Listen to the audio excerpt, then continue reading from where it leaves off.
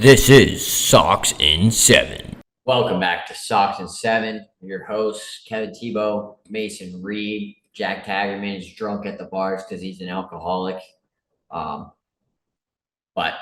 we're here bringing you Socks in 7 after we got swept by the Rays.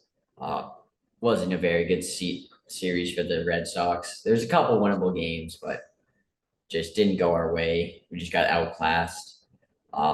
We're recording this after game 1 of the Angels series, so we did get a win there. But a lot of bad things happened in that Rays series. You want to start? Yeah, definitely big win today. Boys are back on track. Nice win over the Angels. Kids watched the game. Y'all, Anthony Rendon made a few errors, gave us the win. We appreciate him for that. But that's not what we're here to talk about. We're here to talk about the 4-game series at the Trop, where we were thoroughly swept. We never really had a chance in any of the games besides on Monday, where we just could not surmount a run. And then Chris Martin just throws one right down the dick, and Brendan Loud leaves Earth. Yeah.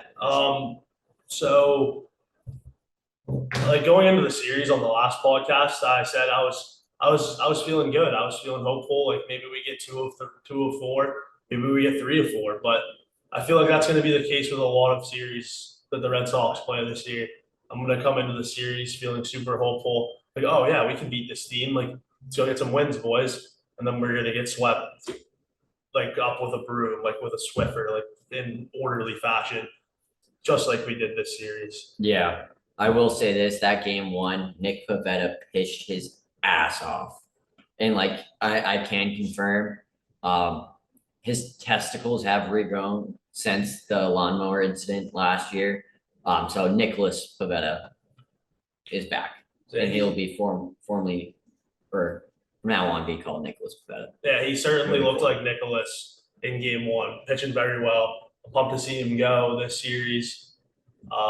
He's been our best arm, or our best starter.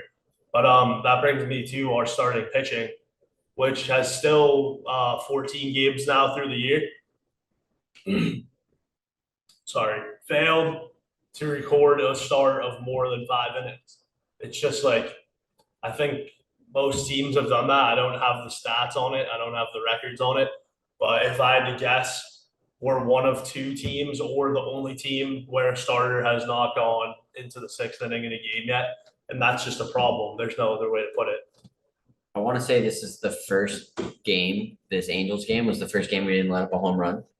And that sounds right too. And we basically did to former Red Sox 3 or 4 feet to Hunter Renfroe. But game 2, we just get shit on. Game 3, we get shit on. Game 4, we get shit on. Yeah, game 4, we have a lead for a little bit and then give up a lot of runs in the 5th inning and lose. It wasn't great at all. Not a great series. Some things that I wrote down that I wanted to talk about on this podcast. Number 1, going into today, we were 8 games out first place on April 14th. 8 games out of first place on April 14th. That would realistically mean we would need to sweep 2 4-game series, and the Rays would need to get swept in 2 4-game series over the next 9 or 8 days in order for us to be tied for the division lead. And I get it, Rays statistical anomaly. They're 13-0. Of course, we're going to be 8 games back. We're 3 games out of any division in baseball right now on April 14th. It sucks to see. The second thing I wanted to get to, I know me and Tebow were talking about it earlier, and Tebow said he doesn't have a problem with it. He was trying to get the boys fired up or whatever, but Tristan Casas, dude, like, you're going to walk on like a 14-pitch at bat or whatever it was. Good at bat, bro. I'll give you a round of applause right now. Good at bat. That's how to get on base.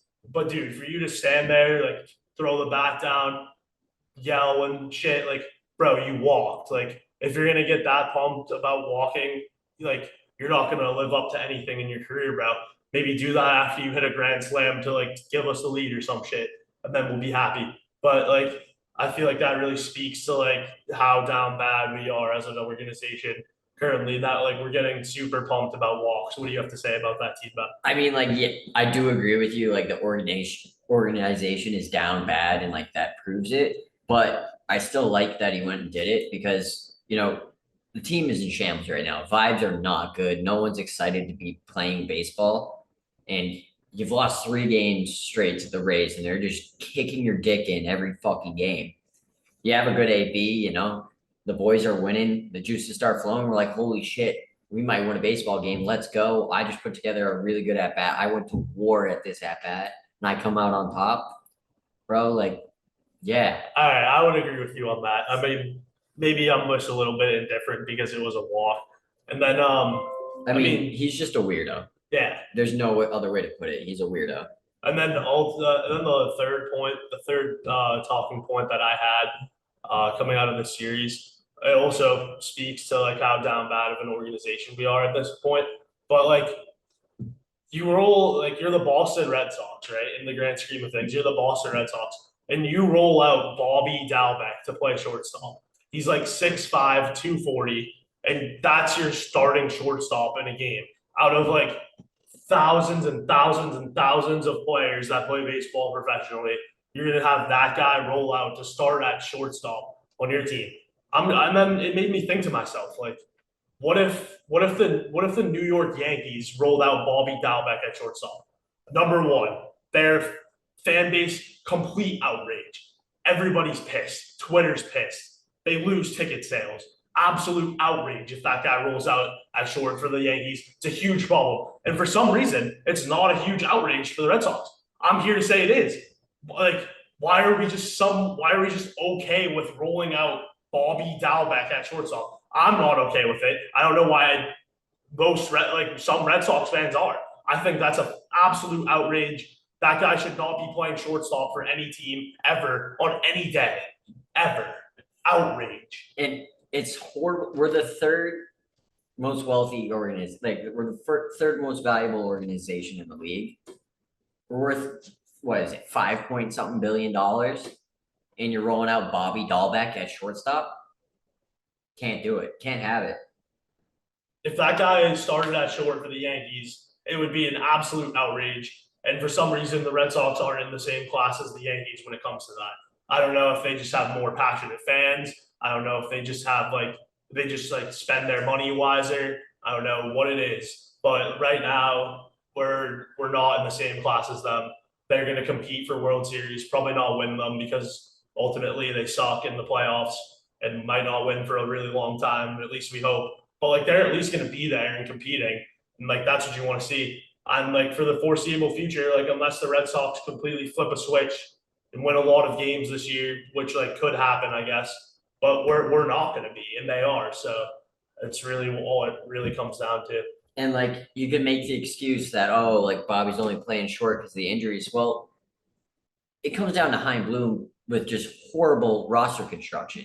You pick 500 lefties on your team, and your one righty back goes down, and your next option is Bobby Dahlbeck.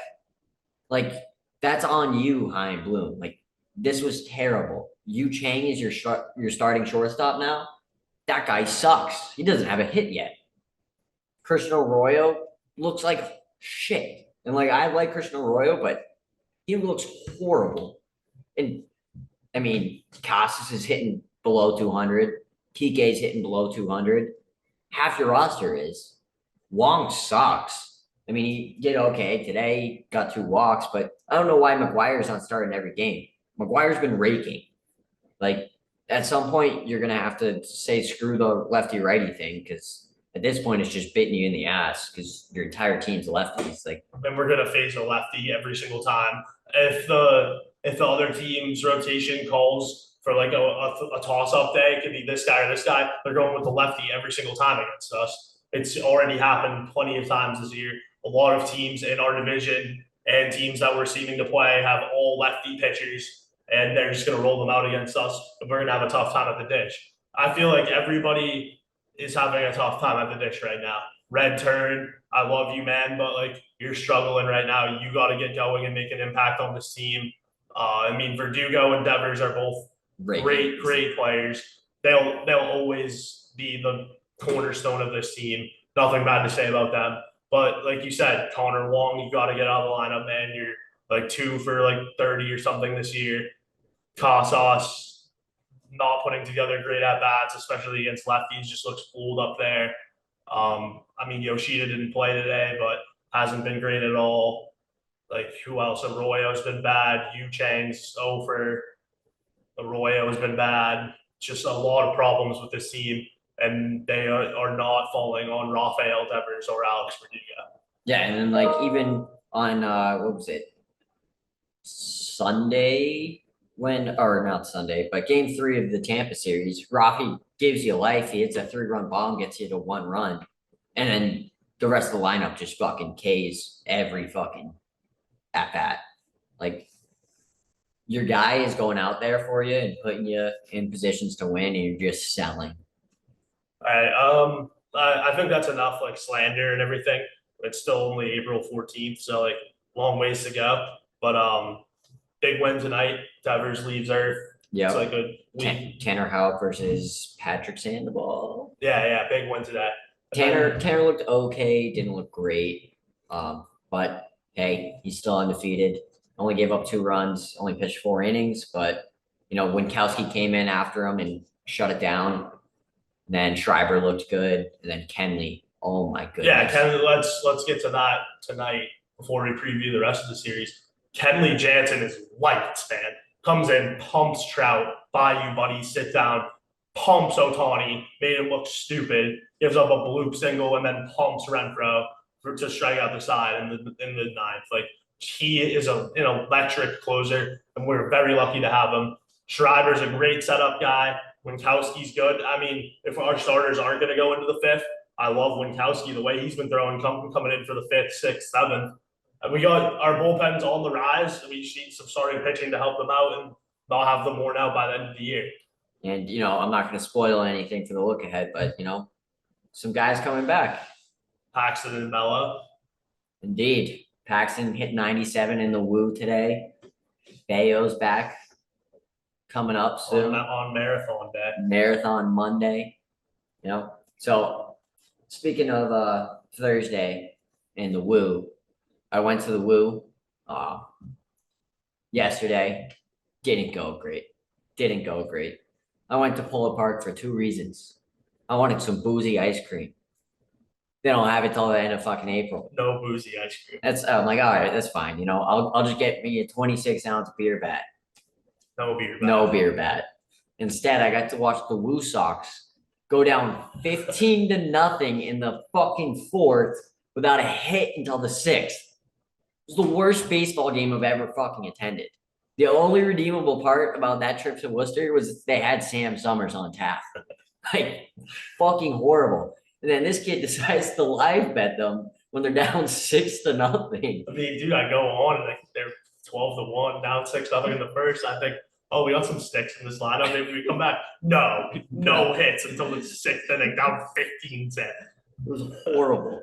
Yeah, it was bad. Bad night. Really bad night. But I got some content while we were there, so content will be right here.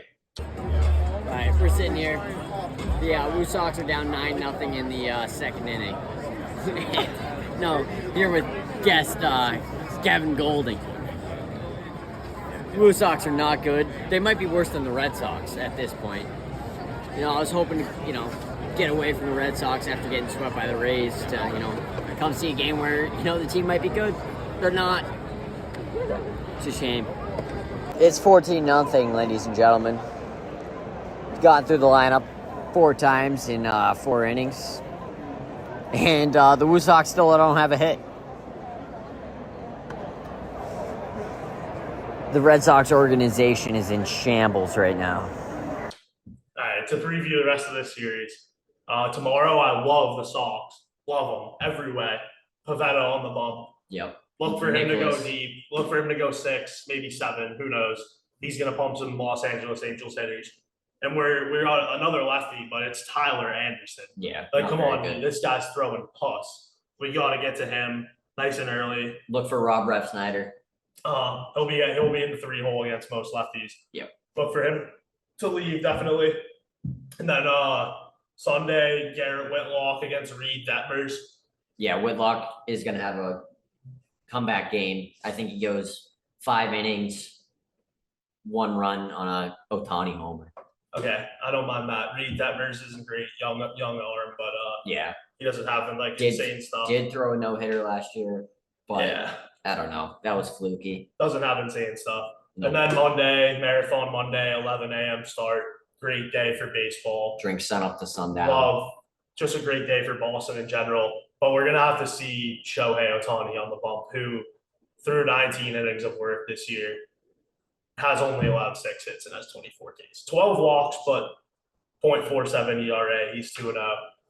That'll be a tough time. He is half the whip that Chris Sale has heading into that start. But And luckily, it'll be Bayo. yeah, they pushed Sale an extra day, give him an extra day of rest. The young kid, young gun, Brian Bayo coming back, just pitched on Tuesday in the Woo, 6 innings, 1 run. I mean, his stuff is just electric. Brian Bayo is the pitcher that this rotation needs to get back on its feet, and he's going to. He's absolutely going to. I'm a huge believer in Brian Bayo, and like I feel like we haven't had a guy like him since Lester. I sure hope so, bro. Just a young arm from hometown, not hometown, but homegrown, and just comes up and just lights it up. Yeah, his stuff plays low in the zone, bowling balls. If he can throw strikes, because he had a little trouble doing that last year, as long as he's in and around the zone, look for him to light it up this year.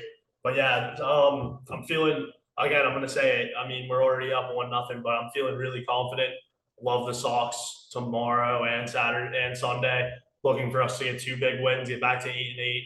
And then Marathon on Monday. And yeah, it's Ohtani, but anything can happen in Boston on Marathon Monday. Yeah, I mean, come on. Magic will be in the air. Yeah, I mean, this whole weekend, I mean, they wore the yellows today. I wouldn't be surprised if they wear them Saturday and Sunday. And then obviously they wear the Boston Whites on Marathon Monday. Watch out. I think we got a good chance for a sweep here. Yeah, I love it. And then after that, we got the Twins at home. We're going to Milwaukee to face the Brewers, heart of their rotation. And then the Orioles and the Guardians end of the month. So let's get hot here, boys. Yeah. What do we say? I mean, just need to put together a run here because your May is scary. You Scary, face man. a Not lot of looking good forward to teams. it. My closing thoughts are going to be, I'll be at the game on Monday. So if you see me there, say hi. Be at the game on Tuesday as well. So if you see me there, say hi. A lot of ball to be played. Let's win tomorrow and Sunday. Get back to 500 and We'll see what maybe happens. see what happens against Ohtani. But good win tonight. Good to get the Rays series behind us. And I guess we'll see you boys next time.